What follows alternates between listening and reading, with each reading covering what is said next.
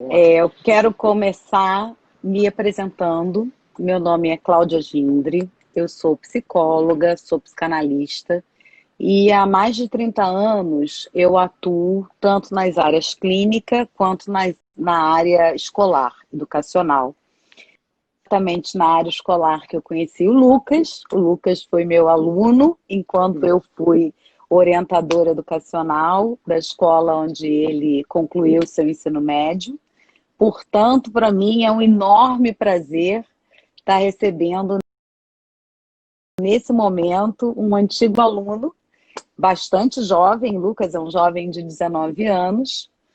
E nós hoje vamos trabalhar um tema que, além de ser muito caro a mim, é um tema bastante espinhoso. Na verdade, eu e Lucas estamos ousando trabalhar esse tema, mas eu acho que decorrente exatamente de uma necessidade que nós enfrentamos em função, no meu caso, né, que tenho a minha clínica e tenho muito contato com os adolescentes, de todo o sofrimento, toda a angústia e toda a problemática que envolve a política que nós temos vivido recentemente, né? De verdade, quando eu observo a angústia, tanto do ponto de quem é cancelado, quanto do ponto de quem pratica o cancelamento, eu vejo que em ambos os lados nós encontramos argumentos, nós encontramos motivos, nós encontramos razões para esses atos, né? E é exatamente por isso que nós, eu e Lucas, entendemos que valia muito a pena abrir esse espaço, muito mais do que ser um espaço de respostas prontas, para ser um espaço de abertura de discussão, de reflexão e de levantamento de polêmica mesmo. Inclusive, a nossa intenção não é nem parar essa discussão com o vídeo de hoje. A nossa intenção é agregar outros encontros e também ir respondendo às questões dos nossos seguidores que estão aqui presentes conosco e que vão ter que discutir mais profundamente sobre esse tema. O tema da live de hoje é a cultura do cancelamento, a justiça ilusória dos tribunais da internet. Observando esse tema, lendo a respeito e convivendo com pessoas que sofreram cancelamentos ou que praticaram cancelamentos, eu me deparei na internet com um texto publicado pela revista J, né, que publica textos jurídicos, que é da autoria do Lucas Detrich e do José Bento Armon, que também nos escuta, e também é um antigo aluno queridíssimo, e que também terá a oportunidade de estar aqui conosco, debatendo com vocês. O título desse artigo dos dois, que é um artigo que eu recomendo, e que faz uma análise do ponto de vista jurídico, já que os dois são estudantes de uma faculdade da cidade do Rio de Janeiro, é presunção de inocência em tempos de cultura do cancelamento. Um sol que não brilha para todos. Bastante interessante, eu realmente recomendo a leitura dele.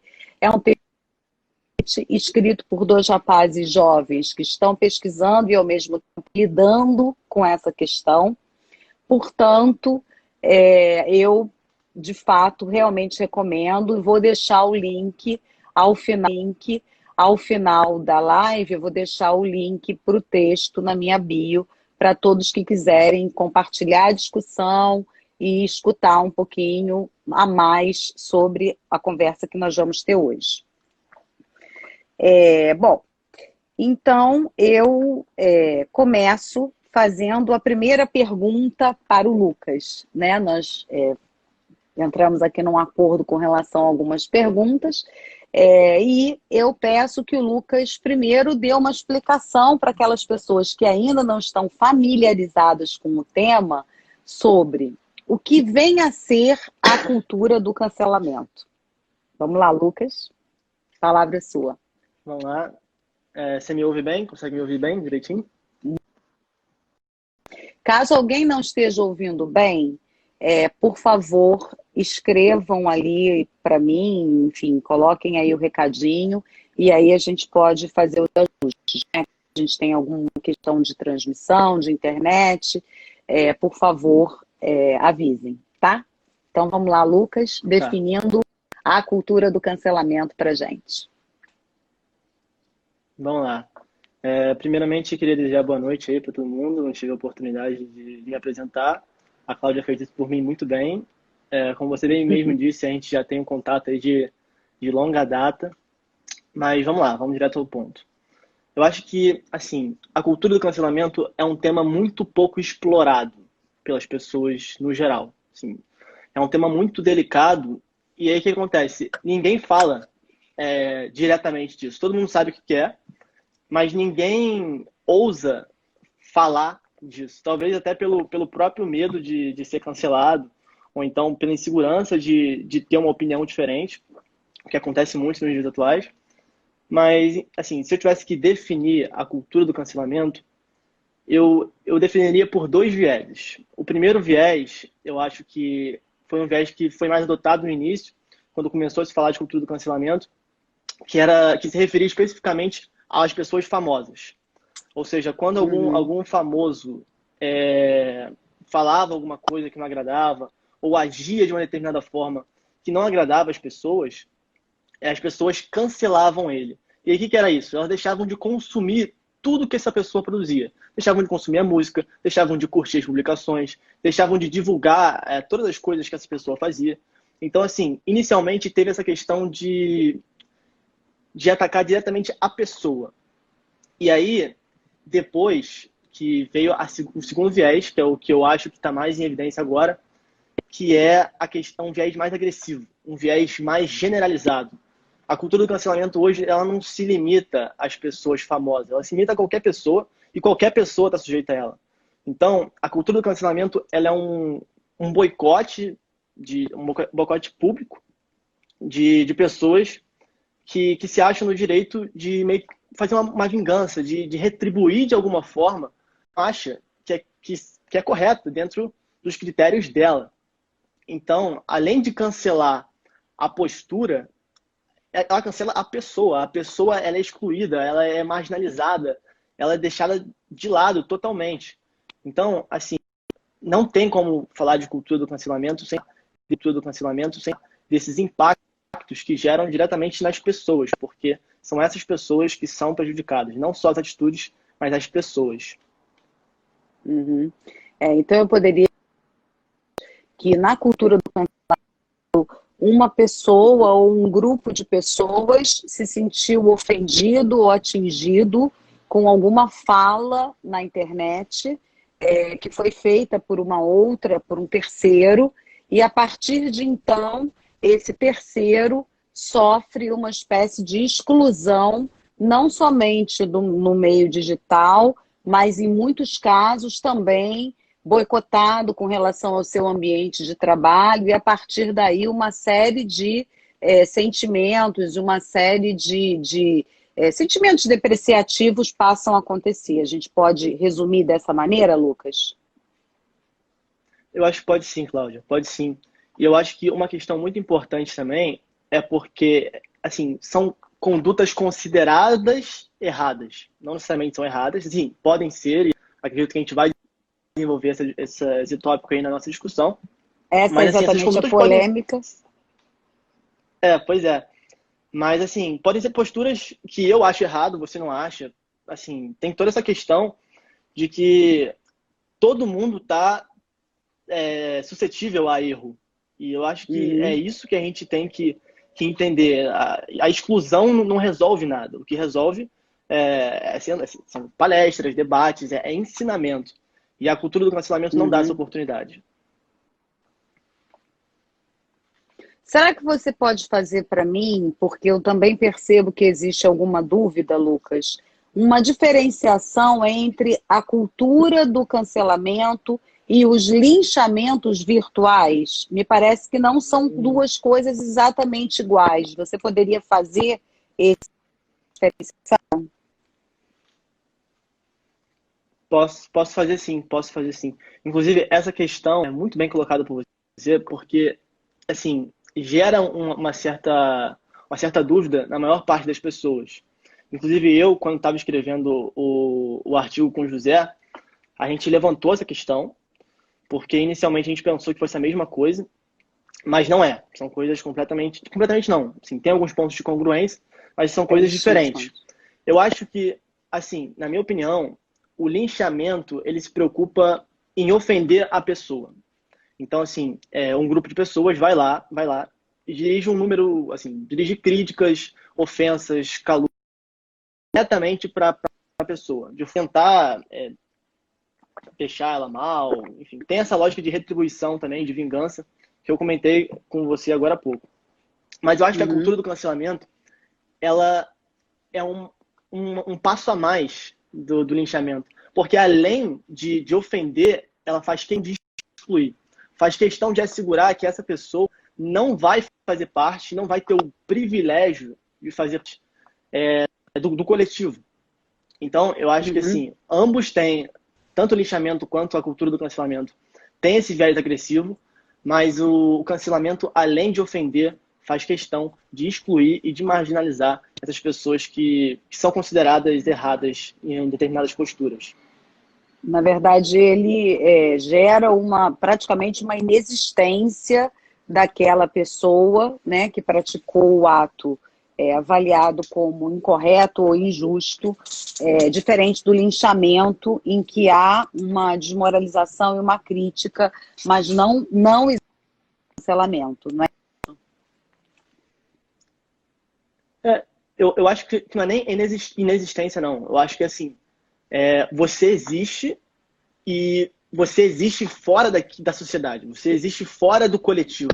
Eu acho que é Uhum, essa a noção que a gente tem que entender. Porque, por exemplo, a lógica da cultura do cancelamento é, de certa forma, uma vingança, uma retribuição por uma determinada conduta. Então, assim, eu quero que você uhum, exista e eu quero que você saiba que está todo mundo te excluindo. É basicamente isso. entendi. Será que você pode falar um pouquinho para a gente sobre as causas e as consequências da cultura do cancelamento? Claro, claro. Então, as causas e consequências tiveram algumas que eu mencionei no artigo com o José, mas assim, são, inclusive, o propósito, um dos propósitos do artigo foi elucidar essa questão da cultura do cancelamento no meio jurídico, que é algo que não é explorado, não foi explorado até então, e eu acredito que nos próximos anos é, essa questão do meio digital vai ser muito explorada, até porque assim, já faz parte da nossa realidade e não tem como a gente propor mudança sem lidar com determinadas questões. E a tecnologia, na minha visão, é uma dessas questões. Mas, assim, falando das causas, eu acho que uma das causas é a facilitação dos debates nas redes sociais. E quando eu digo isso, eu digo assim, a ampliação das vozes. Nas redes sociais, até quem não é de falar muito, faz questão de falar e faz questão de se pronunciar e dizer a opinião que tem sobre um determinado assunto. E isso, de certa forma, é extremamente importante para assim, democratizar os debates e dar voz a quem não tem. Eu acho que assim, isso é super importante, mas não se pode também falar tudo que pensa, sabe? Não é assim. Uhum. Então, uma das causas, sem dúvidas, é a facilitação desses debates nos meios digitais, que antigamente a gente não tinha. A outra causa que eu mencionei lá é a das pessoas de se autopromoverem. Eu acho que assim a tecnologia tem cultivado esse culto à imagem e as pessoas querem estar sempre em evidência, elas querem fazer tudo por like, por compartilhamento, elas querem esse protagonismo, essa posição de. Eu acho que isso contribui muito para a cultura do cancelamento, porque às vezes ela compartilha e coloca determinadas opiniões que não necessariamente tem a ver com a mudança, tem a ver com um entretenimento, com querer gerar um conteúdo que dê um determinado ibope, entende? Então, assim, eu acho que essa questão da autopromoção também é uma causa que a gente tem que ficar bem atento. A última, que é a principal, que foi o que me inspirou a escrever o artigo e a pesquisar sobre esse tema, é a descrença na atividade judicial. Assim, as pessoas não acreditam mais. É óbvio que eu estou generalizando aqui de uma forma bem simplista. Isso pode soar um pouco extremo, mas a ideia é justamente essa. As pessoas não acreditam mais 100% na justiça. As pessoas não acreditam que a justiça formal, os tribunais e tudo mais, podem, de fato, resolver os problemas da nossa sociedade. Quando a gente vê, por exemplo, um corrupto, um político corrupto saindo impune, quando a gente vê um racista, por exemplo, saindo impune, quando a gente vê um homofóbico, um assediador saindo impune, a gente tem a sensação de que as coisas não se resolvem pela justiça formal.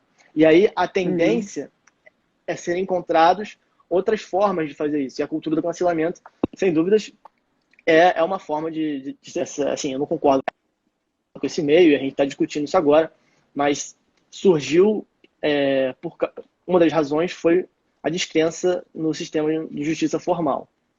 Agora, considerando então essas três causas e partindo para as consequências, eu acho que uma das consequências é assim, a continuidade, a manutenção dos problemas. Porque eu, sinceramente, não acho que as coisas se resolvam cancelando as pessoas. Primeiro porque eu acredito que todas as pessoas, independentemente da índole, independentemente do caráter, eu acredito que todas as pessoas são sujeitos de direitos. Então, assim, não acho que cancelar seja uma alternativa. E acho que quando a pessoa deixa de praticar um determinado ato por causa do cancelamento, ela não está deixando de praticar aquilo porque aquilo é errado, ou então porque aquilo não é aceitável pela sociedade. Ela está deixando de praticar aquilo como um processo de autodefesa, para defender a própria imagem, para defender a própria honra e para defender a si mesmo. Então, assim, a mudança não vai vir com isso. A mudança vai vir ensinando que aquilo é errado.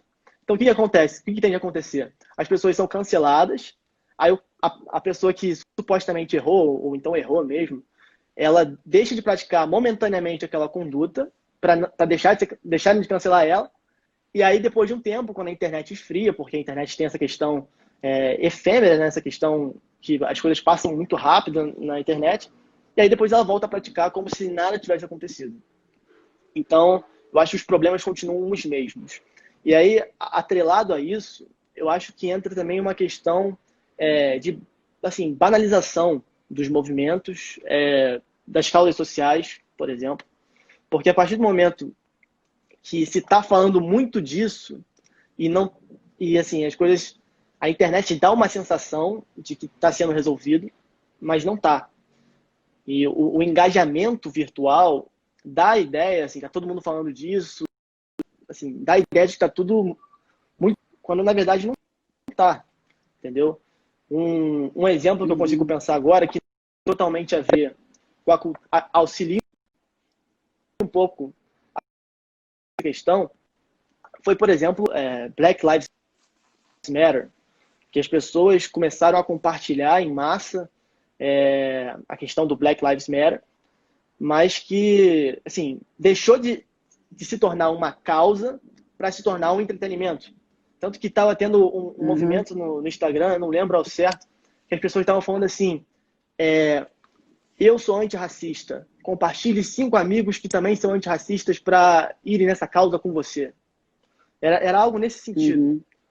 E a partir do momento que uma causa se torna um entretenimento e que os problemas não são resolvidos na prática, mas que ao mesmo tempo estão abafados assim, pelo engajamento virtual, isso se torna uma consequência grave, um grande problema. Então, assim, junto da manutenção desses problemas, eu acho que a banalização das causas sociais, sem dúvidas, assim, merecem bastante destaque.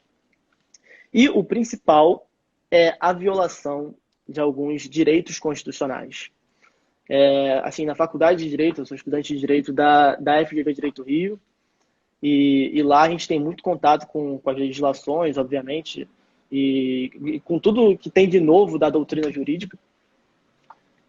E aí, assim, quando você vê na faculdade que todas as pessoas devem ter direitos, que todas as pessoas acusadas, isso na justiça formal, devem ser consideradas inocentes a todo custo, que as pessoas devem ter direitos e que as pessoas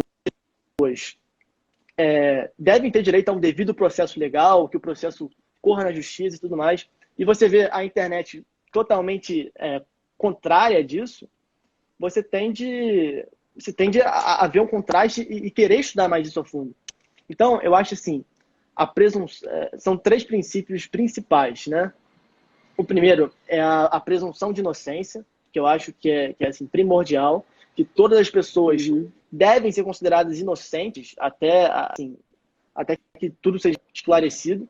Ou seja, vamos supor que você chega e publica na sua rede social, fala assim, o Lucas matou alguém.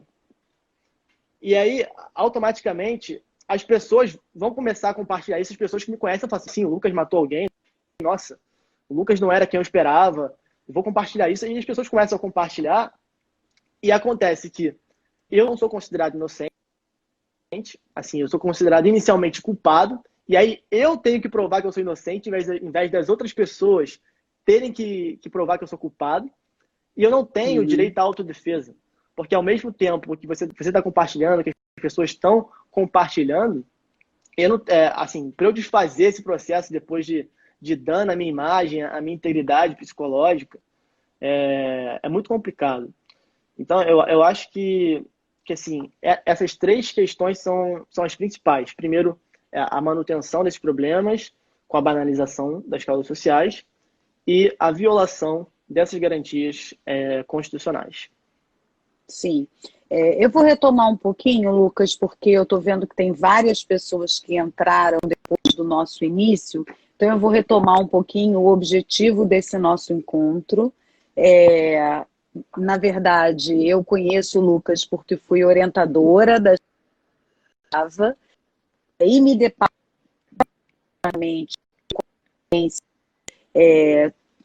que surgem em decorrência do parlamento, sofrimento, angústias, dúvidas, até de alguns jovens que veem seus colegas serem cancelados e que gostariam de se aproximar e perguntar e dialogar, mas também sofrerem um novo cancelamento,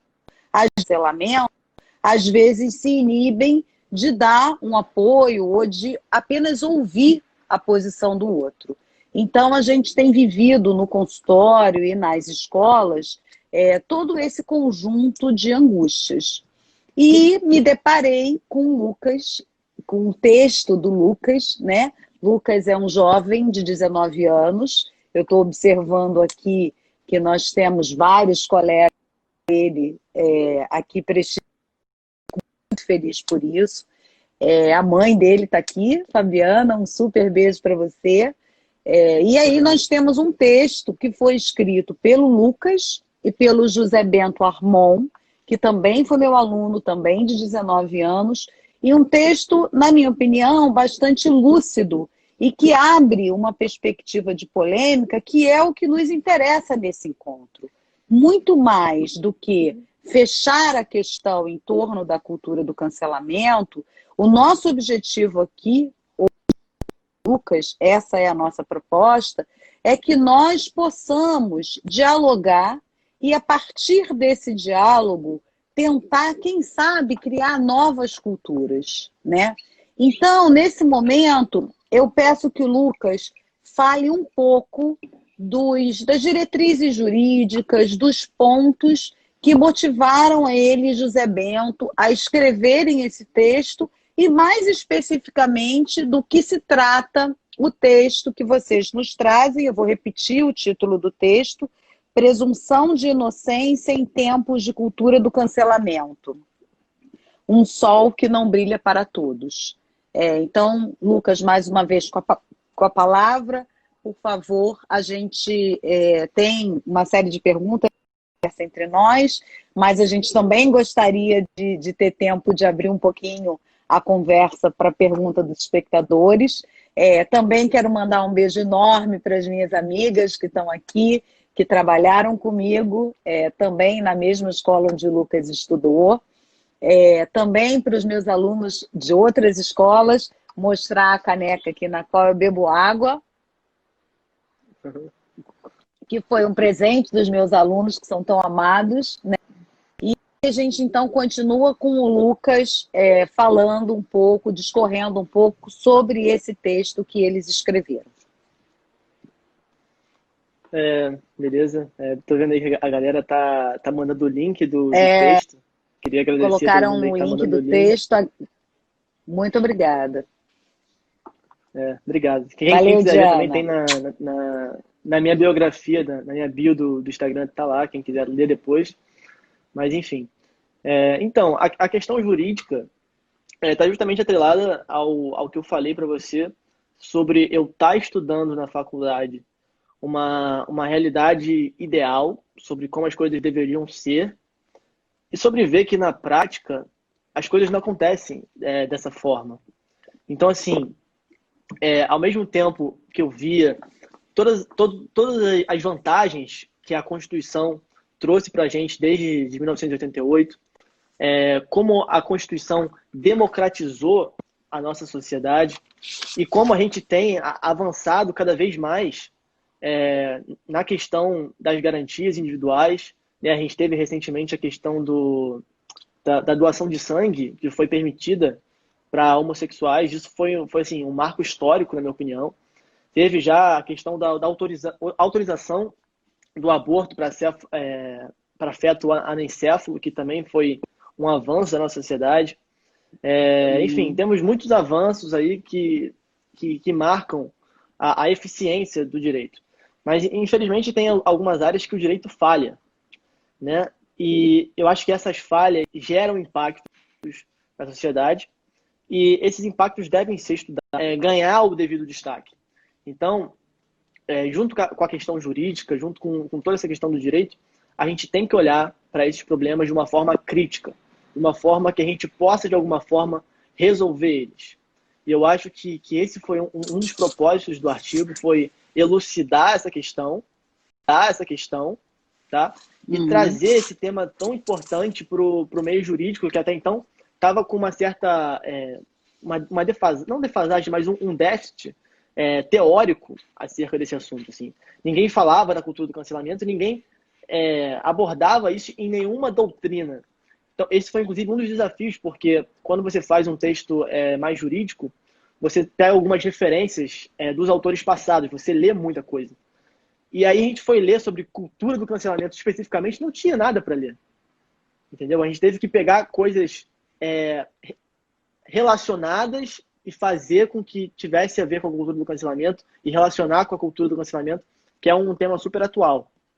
Então, eu acho que a questão jurídica está justamente nisso, em elucidar esse tema da cultura do cancelamento, para que talvez futuramente, não é um tema já fechado, é um tema totalmente aberto. Então, a ideia é que futuramente a gente possa, de alguma forma, trazer uma solução para esse problema. Oi, parei de te ouvir Cláudia? um pouquinho. Vamos lá. Tô aqui. Tá me vendo? Tô te vendo. Tá me ouvindo agora? Parei de te ouvir um pouquinho. Não, tô te ouvindo, sim. Então Acho vamos que lá. deu uma falhadinha, mas agora tá show. São as emoções da rede. Pois é. Não, mas eu tava falando isso. Eu tava falando de que o propósito do artigo e o papel do direito nessa questão é trazer um destaque para um tema que não foi trabalhado até então, para que a gente possa, no futuro, buscar uma solução para isso. Uhum. Tem algum ponto do texto que você gostaria ainda de acrescentar? Algum aspecto que você acha que é mais importante? Ou vocês chegam a alguma conclusão ao final do texto que você acha interessante ser compartilhada conosco? Eu acho que a principal conclusão é que a gente não pode, por exemplo, E a principal conclusão é o seguinte: a internet ela foi muito benéfica para a sociedade como um todo, porque ela facilitou os debates, ela deu voz a grupos historicamente excluídos da nossa sociedade, e isso é extremamente importante pelo ponto de vista, por todos os vieses, assim, você dar voz para quem nunca teve, você dá voz para um povo, para um negro que foi sempre oprimido pela sociedade, para uma mulher que viveu numa sociedade pautada no patriarcado, para indígenas, para toda machista, exatamente. Então, assim, eu acho que isso chega a ser até um pouco poético, né? Você dá voz para essas pessoas. Então, assim, isso foi um marco muito grande. Mas, ao mesmo tempo que trouxe inúmeros benefícios, trouxe alguns prejuízos. E a cultura do cancelamento foi um desses que está violando as constitucionais que eu mencionei anteriormente, mas que eu vou repetir para caso algumas pessoas tenham chegado agora, enfim, que eu mencionei o direito ao devido processo legal, ou seja, que todas as pessoas devem ter o direito de ter as denúncias, os processos ocorrendo na justiça formal, né? O direito da defesa, né? Todos têm o direito de se defender, ou então deveriam ter o direito de se defender, e a inocência é que todos devem ser considerados inocentes até que envolva e seja provado é o contrário.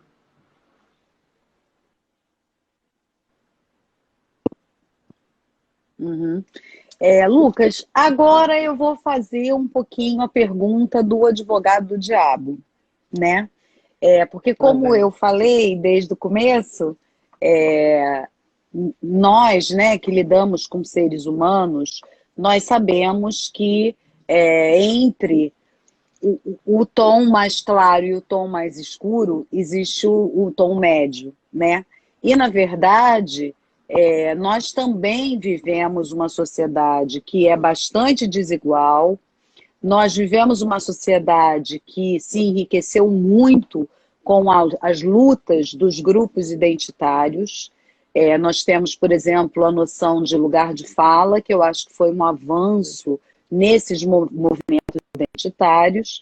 E nós temos, como você mesmo apontou muito bem, brilhantemente, um descrédito nas instâncias jurídicas, né? Então, eu gostaria que você comentasse um pouco como ficam esses grupos que de fato são discriminados, né? Eu, por exemplo, sou uma mulher, falo do meu lugar de mulher branca, com os privilégios de mulher branca na nossa sociedade, né? Com todos os privilégios de uma origem que me limitou numa circunstâncias, claro que o tom da pele faz diferença. É claro que algumas opções e alguns grupos de pertencimento fazem muita diferença. E também esses grupos compartilham angústias e sofrimentos que são legítimos e muito importantes, né? Como é que você vê o descrédito na justiça e a colocação, a importância de colocação desses grupos identitários diante da forma como vocês apresentam a questão da cultura do cancelamento? Tá, vamos lá. Essa é uma das perguntas mais delicadas que a gente tem, e aí a gente tem que ter muito cuidado quando fala sobre ela. Eu acho que, assim, eu também falo, muito importante a sua colocação sobre o lugar de fala, eu também falo do meu lugar de fala, do lugar de branco, hétero, privilegiado e tudo mais. Então, é bom a gente denominar esses espaços, né? E eu acho que a gente tem que tomar cuidado para não confundir as causas, né? Tipo assim, qual é a finalidade de um determinado, assim, qual é o ideal buscado com uma determinada conduta e quais são os meios utilizados, tá? Assim, eu acho que, assim, todas as pessoas que me conhecem sabem, mas eu acho que é super válido destacar. Eu sempre lutei por todos, sempre rei que todas as pessoas tivessem as suas garantias respeitadas, né? Acho que, como já falei anteriormente, acho que a internet possibilitou, de certa forma, um marco histórico, porque possibilitou que as pessoas tivessem voz e pudessem expor para a sociedade tudo isso. Mas eu acho que o caminho para a mudança não é excluindo essas pessoas da sociedade. Realmente, primeiro, porque, como eu já disse anteriormente, acho que isso não faz com que elas aprendam sobre o problema, porque no momento que elas param ali de cometer, ela está preocupada com a imagem e, assim, no processo de defesa mesmo, se todo mundo que estiver sendo cancelado vai querer automaticamente parar de praticar uma atitude para que, assim, a ação seja cessada, né? Essa ação cabe. Então, eu acho que o caminho para a mudança não é a gente aceitar que a justiça formal falha e aí a gente, tudo bem, vamos aceitar a cultura do cancelamento. Não. A cultura do cancelamento só existe porque a justiça formal falha. Se a justiça formal falha, a gente tem que reivindicar uma justiça que, de fato, resolva os problemas da sociedade. A gente tem que passar a pensar grande.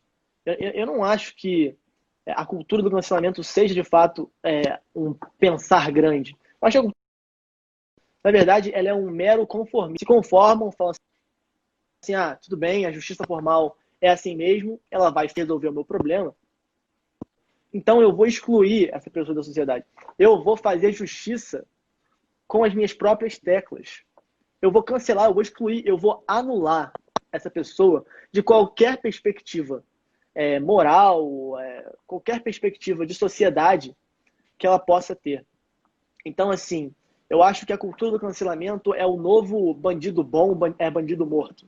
Eu acho que é nesse estilo, só que considerando que, na verdade, nem são esses bandidos. Às vezes podem ser mal entendidos, podem ser erros que acontecem, né? Todos nós estamos suscetíveis a erros. E, inclusive, essa semana, uma amiga minha me enviou uma frase que eu achei muito boa. Era: a vida é desenhar sem borracha. E eu acho que é isso mesmo. Assim, a vida é desenhar sem borracha. As pessoas vão errar, as pessoas estão em um frequente aprendizado. E eu acho que o direito não deve ser visto como um inimigo. Muito pelo contrário, o direito é um aliado. O direito reflete, de certa forma, as vontades e as demandas da população. Então, repito, nós não temos que aceitar que seja utilizado para oprimir minorias ou para calar determinadas vozes que devem ser exaltadas. Nós devemos anular esse tipo de postura, que é a cultura do cancelamento. Nós devemos cancelar a cultura do cancelamento e passar a reivindicar de forma grande, passar a reivindicar uma justiça que atenda aos nossos interesses e que possa, de fato, resolver os nossos problemas. Assim, primeiro eu fico muito comovida porque eu sou testemunha que do seu lugar de privilégio, né, como eu também vivo num lugar de privilégio, de fato o Lucas, desde muito jovem, pratica a solidariedade, pratica a empatia, pratica a justiça e é um rapaz voltado, envolvido com causas sociais, com movimentos de solidariedade. Então, assim, eu fico muito feliz e tem uma série de comentários elogiosos a você especificamente, Lucas, e realmente eu gostaria de te parabenizar. E assim, tem uma coisa que você fala que para mim é talvez o ponto mais importante. Nós vivemos hoje uma crise institucional e uma crise que coloca em risco a nossa democracia. E quando você fala que a cultura do cancelamento ela vem na esteira da lógica do bandido bom é bandido morto, eu junto essa ideia com a questão do discurso do ódio, que é uma coisa também que está muito próxima hoje nas redes sociais, a intolerância, a dificuldade de fazer isso que nós estamos fazendo. abrindo espaço, discutindo. Eu agora vou dar uma olhadinha. Estão dando parabéns aí para sua mãe. A mãe está nos assistindo e realmente está de parabéns. Ela é maravilhosa. Minha Criou. mãe deve estar aí nos comentários. Eu não estou vendo os comentários aqui, mas aposto que ela está ativa aí. Eu estou vendo. E aí, enquanto você fala um pouquinho dessa questão do discurso de ódio, que eu acho que complementa um pouco a sua fala, eu vou dar uma olhada nas perguntas aqui para compartilhar com você, tá? Ah, maravilha, maravilha. Acho assim, quanto mais a gente puder responder essas perguntas aí, melhor. O José, acredito que depois vai vir, né, para responder melhor essas perguntas, mais detalhado, e vai poder dar uma atenção Uhum, especial para essas perguntas. Mas, uhum, assim, eu acho que essa questão que você levantou do discurso de ódio é uma coisa muito complicada que tem ultimamente. Principalmente quando, assim, eu não vou me referir a nenhuma pessoa específica, mas eu acho que a partir do momento que nós temos entes públicos elaborando esse discurso de ódio e fomentando esse tipo de postura, eu acho que isso não é vantajoso para ninguém. Assim. Não é vantajoso para nós, enquanto cidadãos, não é vantajoso para o país, que fica extremamente mal visto fora assim, uhum. no meio internacional, e não é vantajoso para a administração pública, que fica totalmente descredibilizada. Então, eu acho que o respeito é extremamente fundamental. E isso está totalmente Uhum. ligado à minha aversão pela cultura do cancelamento, porque eu acho que ela desrespeita totalmente não só as garantias constitucionais, mas as garantias humanas também. Eu tenho uma companheira que é da área jurídica, né, que trabalha na Justiça Federal e que faz uma pergunta que eu acho que seria interessante para você. Será que as pessoas param de cancelar gente, na sua perspectiva? Eu não, o meu áudio falhou, eu não consegui te ouvir. Você pode repetir a pergunta? A pergunta é: será que as pessoas param de cancelar as outras se a justiça efetivamente for mais eficiente, na sua opinião? Tá. Boa pergunta. Queria agradecer aí pela pergunta, ainda mais vindo de alguém da área do direito, que é extremamente Sim, sim. importante para enriquecer aí a nossa discussão. Eu acho que seria um bom caminho, porque assim, eu citei três causas da cultura do cancelamento. Eu citei a facilitação das discussões, a necessidade das pessoas de se autopromoverem e a descrença na atividade judicial. Mas dessas três, eu acho que a descrença é o que mais pesa na atitude das pessoas. Eu acho que a partir do momento que que a justiça passar a funcionar e passar a garantir que todos sejam responsabilizados pelo que tiverem feito, eu acho que, não sei se vai acabar completamente, né? Porque se eu dissesse que iria acabar, seria assim, sem embasamento nenhum. Mas eu acredito que diminuiria bastante, porque, sem dúvidas, isso exerce bastante influência sobre os jovens ultimamente, sobre as pessoas que estão cancelando. Uhum. Tem uma outra pergunta aqui, Lucas, você me escuta bem? Escuto sim.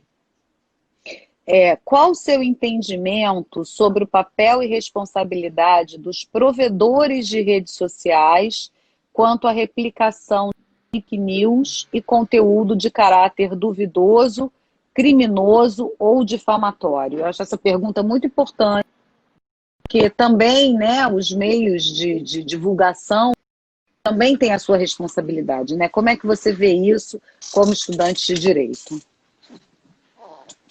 Olha, assim, deixando bem claro que essa é a minha opinião particular, tá? Pode estar extremamente aberta a críticas e tudo mais, e a gente pode talvez debater isso em outro momento. Mas eu acho que a questão de criminalizar, assim, deixar um documento assim escrito no nosso Código Penal que a fake news é crime.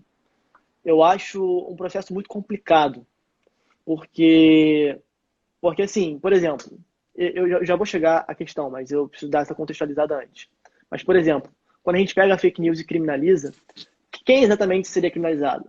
O vovô que compartilha fake news no WhatsApp, que não sabe que é fake news, vai ser responsabilizado também? Ou somente as pessoas que publicam na rede social? Então, assim, Quando a gente fala de fake news, eu acho que deve haver sim uma iniciativa das redes sociais, uma iniciativa privada, em estabelecer esse tipo de bloqueio e para que assim haja uma melhor informação dentro da rede também, uma maior segurança dos usuários em frente desse momento. Uhum. Eu estou tentando achar aqui uma pergunta do Pedro Jatene, que passou. Grande abraço aí, Pedro Jatene, grande amigo meu, Você está aqui com extremamente inteligente. você tá aqui com o seu fã-clube todo. A live vai ficar sim gravada, ela vai estar. Eu vou salvá-la no IGTV, ela vai estar no meu perfil para depois vocês assistirem. Eu acho que vale muito a pena. E também vai haver comentários e outros questionamentos, caixas de questionamentos abertas, para que vocês tragam esses questionamentos e nós possamos receber aqui o José Bento, que também participou dessa discussão ativamente com o Lucas. Jatene, replica a sua pergunta para mim, você tem como? Consegue replicar? Agora fui julgada.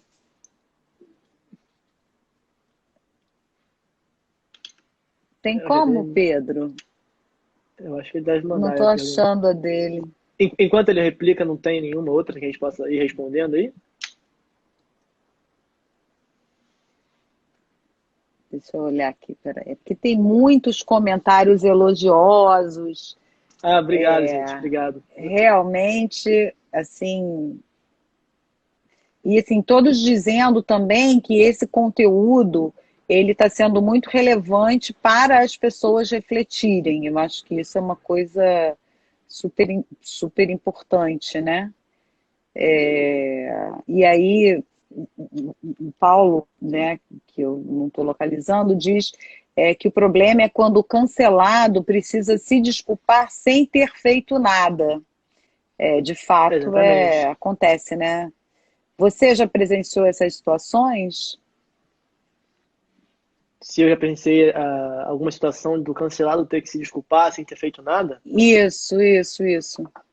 Olha, nunca aconteceu com nenhuma pessoa próxima de mim, mas eu já vi alguns relatos de que isso aconteceu.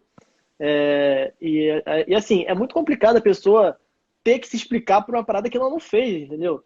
Assim, além, assim, mesmo se tivesse feito, já seria totalmente invasivo fazer, assim, cancelar essa pessoa, divulgar da forma que é feito na cultura do cancelamento. E agora imagina você não ter feito isso e ainda assim ter que se justificar. E assim, o dano à imagem, à honra, à integridade psicológica é uma parada muito complicada de se lidar nesse momento. Uhum. Eu achei aqui a pergunta do Pedro. Lucas, como se resolve essa questão? O direito tem algum papel nisso?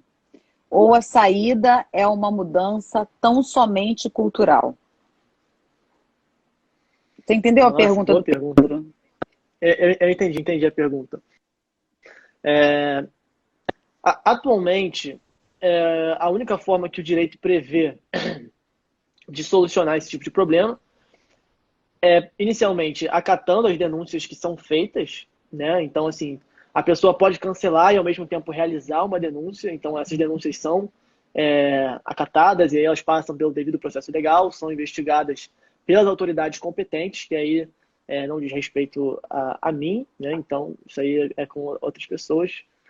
E assim, punindo com assim, as pessoas que fizerem denúncias sem embasamento, você pode, no Código Penal, calúnia, difamação, injúria, são 3 crimes tipificados no nosso Código Penal que solucionam, não solucionam, mas que são, assim, ocorrem bastante nessa questão da cultura do cancelamento, né? Estando sujeito também à questão indenizatória, né? Pagar pelos danos morais feitos na pessoa e danos à imagem, à honra e tudo mais. Mas eu acho que a pergunta do Pedro está mais voltada para o futuro, né? Uma visão de futuro. Como é que o direito poderia resolver isso na questão futura? Eu acho que, primeiro, a gente precisaria reformular um pouco as nossas instituições, não completamente, né? Porque eu sei que isso é um plano muito complicado, mas eu acho que se a gente quer dar efetividade a uma instituição que não está tendo efetividade, a gente tem que, primeiro, lidar com alguns problemas como esse, que é a cultura do cancelamento, e depois buscar formas de reformular essas instituições para que elas possam atender aos interesses da sociedade como um todo. Então, eu acho que o Uhum. direito, como eu disse anteriormente, como volto a repetir, o direito não deve ser visto como o nosso inimigo, como o inimigo da mudança social. Não. O direito é nosso aliado. Ele deve ser utilizado com essa finalidade. Uhum. Eu acho que o Pedro também, ele coloca uma questão muito importante, que é a questão da mudança de cultura. Também o fato da internet, ela ter uma presença muito nova na nossa sociedade, ela faz com que nós também tenhamos criado maneiras, e aí quando eu falo nós, é a sociedade como um todo, né? Tenhamos criado maneiras de lidar com ela, que às vezes nos eximem da responsabilidade de estar olhando para o outro, né? Então eu acho que eu tenho visto que o ser humano ele também tem exercitado muito, né? A sua crueldade, a sua perversidade escondido atrás das telas, protegido pelas telas da internet. E aí a gente tem aqui uma questão que eu achei muito interessante, que diz o seguinte: sim, isso é muito complicado. O medo de estender a mão e ser cancelado junto, ser chamado de passador de pano. Passador de pano. Você pode comentar um pouquinho sobre isso, ô Lucas? Posso sim, porque eu já pensei sobre isso. Porque, por exemplo, vamos supor que um amigo meu é acusado, é cancelado por ter feito alguma coisa. E aí eu, como amigo, como pessoa que sempre esteve ali com ele, vou deixar de estender a mão para um amigo meu? Você está entendendo? Eu acho que assim, é algo muito complicado, porque considerando que a cultura do cancelamento não resolve os problemas, você passar pano não é algo necessariamente errado. Eu acho que o errado é você passar o pano para fingir que nada aconteceu. Eu acho que deve haver ali, e aí, falando assim, em critérios totalmente informais, tem que ter ali uma conversa entre os amigos, saber o que aconteceu e fazer com que, assim, com que essa atitude, se tiver de fato acontecido, não volte a acontecer. Eu acho que a forma de mudar essa realidade é justamente isso, usando a pouca influência que tem ou a muita influência que se tenha para fazer com que essas mudanças. Ou então, a partir do momento que um amigo meu comete alguma ação que seja considerada cancelável, que seja cancelada, é minha obrigação como. Voltou? Voltou, Eu nunca sei voltou. se o problema é com a minha internet ou com a Eu também internet do não. convidado, a gente fica na dúvida, mas Eu vamos também não. adiante, vamos Mas eu lá. tava falando que o passar pano, o problema é quando você finge que as coisas não aconteceram. Mas eu acho que Uhum. é, é fundamental que auxiliar as pessoas que nesse momento estão sendo canceladas como uma forma de mudar o dano que é causado para essas pessoas. E usar essa influência para que elas mudem as atitudes delas também, se necessário. É. Tem uma coisa muito importante que eu acho que às vezes a gente não considera, né? É que a amizade, ela não implica somente o tapinha nas costas e o elogio. Em alguns Perfeitamente. momentos, ela implica aquele feedback negativo, né? Aquela conversa de pé de orelha, né? Em que é necessário que se diga para o outro que ele não teve a melhor atitude, né? E por isso eu é, advogo tanto na causa do diálogo, né? A Iris faz uma pergunta que é a seguinte: se a cultura do cancelamento ela também incide sobre marcas. Iris, grande abraço para Iris, uma grande amiga minha.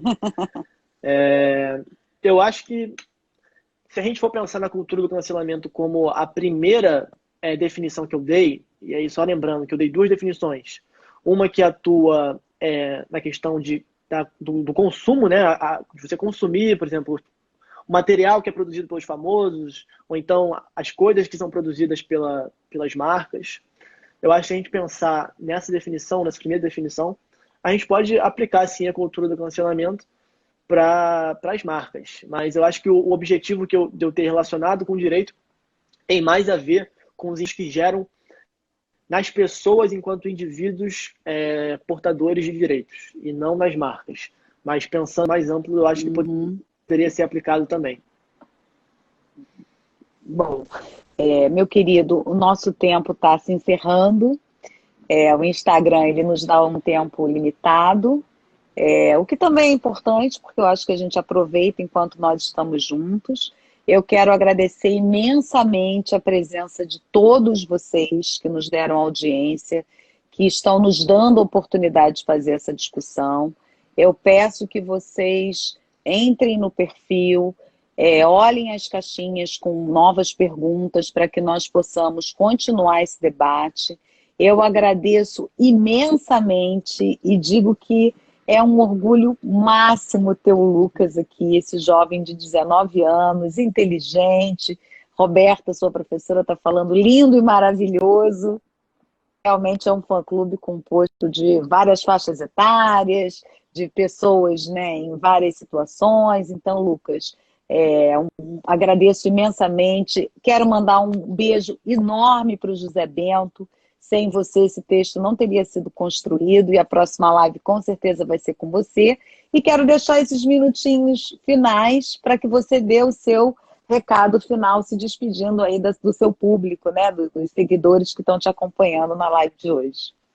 Nos acompanhando. Queria agradecer aí a oportunidade de trazer esse tema para a pauta, porque assim, eu acho que para a gente falar de cultura do cancelamento, você não precisa concordar comigo.